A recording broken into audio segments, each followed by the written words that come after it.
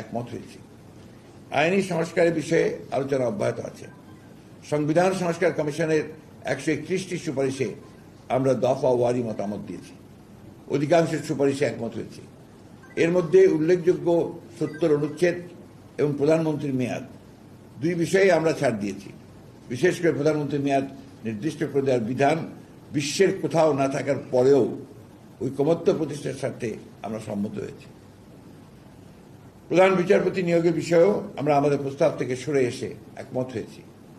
জাতীয় সংসদে সংসদীয় স্থায়ী কমিটির সভাপতির পদ বিরোধী দলকে দেওয়ার ক্ষেত্রে সবচেয়ে গুরুত্বপূর্ণ 4টি সহ আসন সংখ্যার অনুপাতে সভাপতির পদ দিতেও আমরা সম্মত হয়েছি।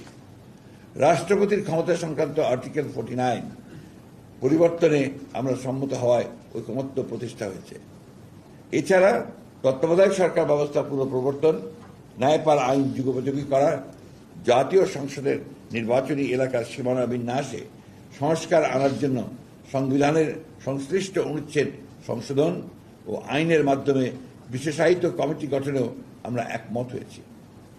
বিভাগীয় পর্যায়ে হাইকোর্টের স্থায়ী বেঞ্চ প্রতিষ্ঠার ব্যাপারে সম্মত হয়ে আমরা তা বিচার বিভাগের সাথে আলোচনার মাধ্যমে বাস্তবায়নে পরামর্শ দিয়েছি।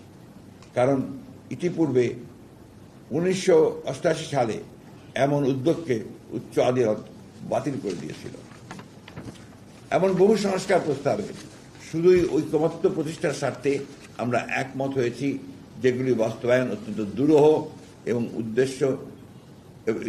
যে উদ্দেশ্যে এসব প্রস্তাব তা অর্জনের সাফল্য প্রশ্ন সাপেক্ষ। রাষ্ট্র পরিচালনার এবং সংসদীয় কার্যক্রম দীর্ঘ অভিজ্ঞতার আলোকে আমরা যুক্তিগ্রাহ্য মতামত দিয়ে আমাদের দায়িত্ব পালন করেছি। প্রিয় বন্ধুগণ, ঐকমত্য কমিশনের আলোচনা অব্যাহত আছে। সংস্কার কমিশন সময়ের প্রস্তাবের উপর আলোচনা করে ঐকমত্য প্রতিষ্ঠার কথা থাকলেও নিত্য নতুন এমন সব প্রস্তাব আসছে যেগুলো রাজনীতি, রাষ্ট্র ও সংসদ পরিচালনায় বিপুল প্রভাব ফেলবে।